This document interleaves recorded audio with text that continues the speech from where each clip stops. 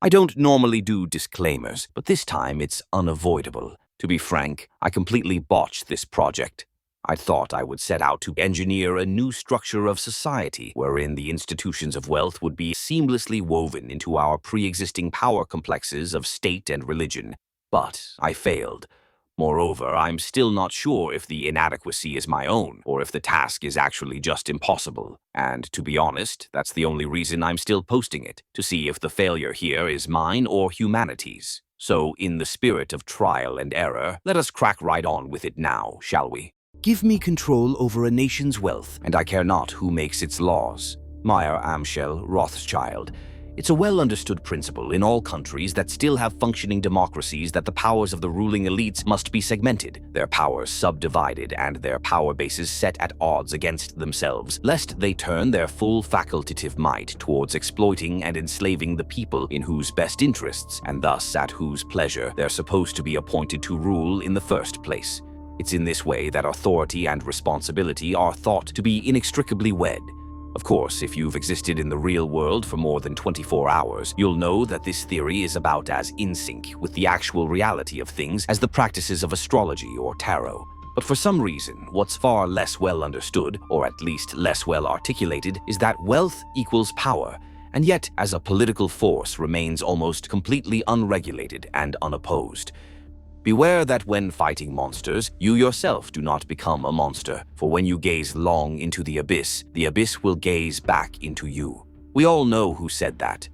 One of the three main conceptual errors in Karl Marx's theories is that big government can be made into a pro-social counterpoint to big business. Even conceptually, this is the equivalent of summoning Cthulhu to help you stop a rampaging Godzilla. No matter which one wins, everyone else loses. So, if it's such an obvious serpent in our proverbial garden, why hasn't anyone concocted a cure for its venom yet? After all, it's not like money and its corrosive influence are a modern concept. In 1 Timothy 6:10, the Apostle Paul says that the love of money is the root of all kinds of evil. Well, the answer is insidiously simple, by which I mean it's so thoroughly ingrained into the very concept of civilization itself that it's damn near impossible to even dissect, let alone dislodge without bringing the whole entire house down on our heads. That one singular confounding fact is that value lies not in the possession of, but rather in the popular desire for certain assets or commodities. The person with the power in any relationship is the one who needs the other the least. Rollo Tomassi, the rational male. This is also why seizing the means of production doesn't actually transfer the leverage to the hands of the working class, as Marx and his comrades had hoped, but instead even further destabilizes the already imbalanced social equation, changing the corporate oligopoly out for a technocratic military dictatorship. This is because all the production capacity in the world doesn't amount to anything if nobody wants, or are unable to purchase, the things you're producing. And while the socialists are correct in their assessment that technology and industry have massively tipped the social scales in favor of the capital and management classes, those whose wealth and power predominantly reside in the owning of assets and control over the productive forces of technology and industry, over the productive class, those whose net worths majoritarily consist of currency earned through exchanging their time and energy for wages. The second reason their systems never perform as advertised is because they rely on the powers that be to be fair and honest in their dealings with those they govern, and to voluntarily work against their own self-interests in the name of achieving social equilibrium, which is like asking a group of cobras to help you develop anti-venom. By socialists in 1847 were understood the most multifarious social quacks who, by all manners of tinkering, professed to redress, with no danger to capital and profit, all kinds of social grievances. Friedrich Engels, in his preface to the Communist Manifesto. So, in this sense, capitalism is and has always been democratic, at least in abstract principle, since the actual value of anything, including people, is determined not by how much of it you have, but by how much of their time and energy other people are willing to trade you for it. But the most critical factor in all of this is that one load-bearing pillar which the fanatical meritocrats refuse to grant its due credence: power, by which is meant simply the ability to do. Now, I've said before, and I'll say again, power does not in fact corrupt. It only enables. That's why everyone wants power. It enforces will. You can think of it as its own form of energy. The more of it you have, the more you can do. Wealth is just one of its many potential vectors. So is force, status, charisma, connections, expertise, blackmail, and so forth. Basically, anything that enables you to get more of what you want while having to sacrifice less in return, either by more efficiently exploiting your environment, undermining your competition, or some combination of the two. That's what capitalism ultimately selects for. The will to power, which is why you can never allow it to become too concentrated lest your society collapse under the winner's dead weight, as the losers will always limit or cease their investments into the status quo when they fail to yield satisfactory returns, or else will buck the system altogether if it actively contradicts their own immediate self-interests. The problem with all of this is that, as it is in the best interests of every organism to amass power for itself, and no organism will voluntarily participate in a system from which it derives no material benefit, maintaining the fragile equilibrium between the disparate sets of mutually opposing interests within broader society is paramount to securing the mutual interest, and thus the mutual investment of all parties. The issue is that this entails compromise, and as no organism will voluntarily sacrifice their own interests for those of another, the mutual exchange of value must also be packaged with an equal and opposite assurance of mutual destruction as consequence for defying the arranged social order. I.e., you'll fairly reward me for my time and energy investments into your enterprise, or else I'll take from you everything that you have, and you'll never do business in this town ever again. At least, that's the principle.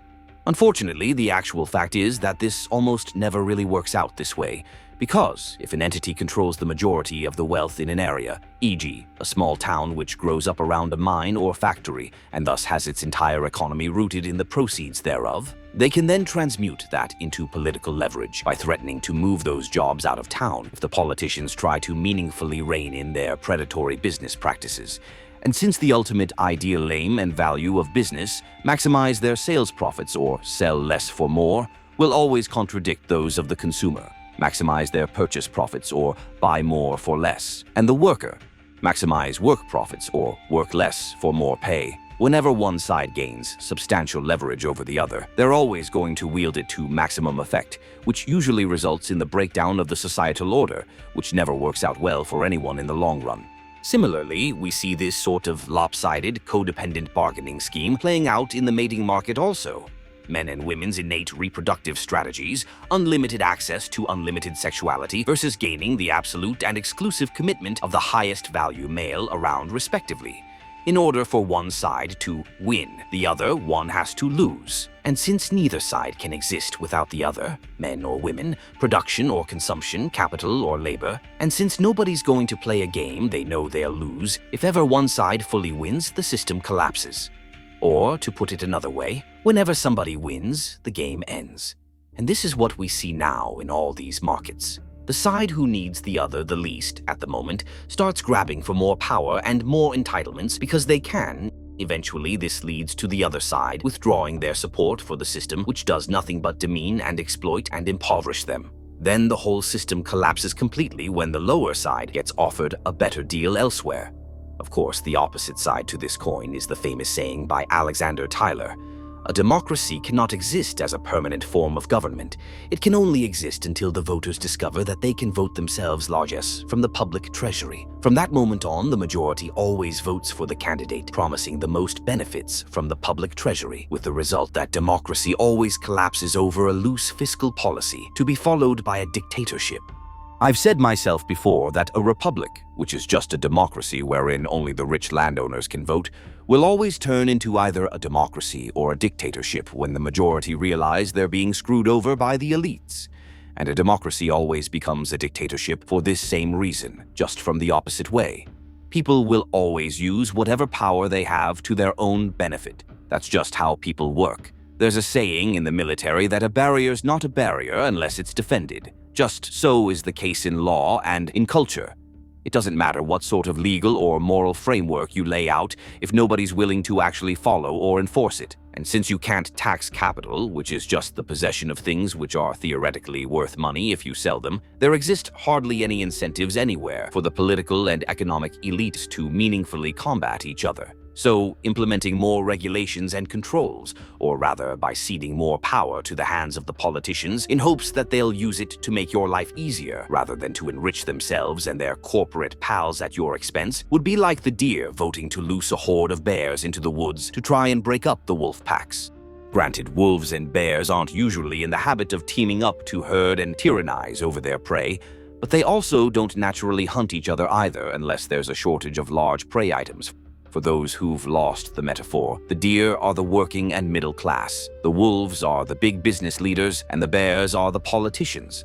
That's why corporate mergers are so common, but antitrust lawsuits always seem to just sputter and die.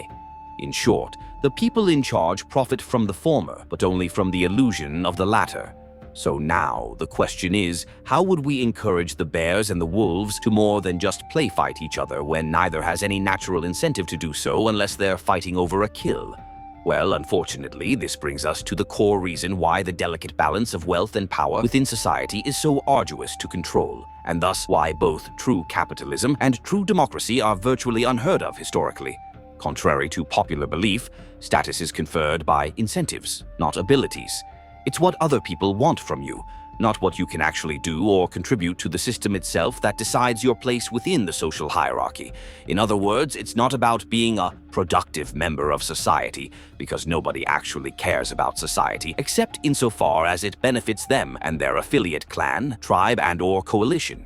It's how affiliation with you boosts the other person's status and wealth that gets you into their good books. It's about who you know, not what you know. And that isn't a consequence of communism or capitalism. It's not the bourgeoisie or the WEF or whatever other Kabbalistic strawman people want to throw their pitchforks at this week. It's just people doing people things. Well, that's all fine and good, I hear you say, but you still haven't answered your own question, and you're right. But here's where I'm going to have to disappoint you. You see, as I was finishing up this script, I'd had some enlightening conversations with folks over on the Discord, as well as read some insightful books on several related subjects, and I've come into something of a new epiphany that would take entirely too long to outline in a single verse, so I'm breaking that all off into a separate part 2, which should hopefully go live immediately after this one, as per my typical upload schedule. So if this was to your liking and you're interested to see where I take it, then stick around. And while you're here, be sure to leave me some engagement so the YouTube bots know you're not of their kind. And also don't forget to subscribe to my alternate channels. Come follow me on X or Discord. Check out my Patreon, merch store, and Amazon book collection if you feel like tossing a penny in my hat. And until next time, friends, as always, stay safe, stay sane, and remember, people only want the truth if and when it aligns with what they were already going to do anyway. Peace be upon you.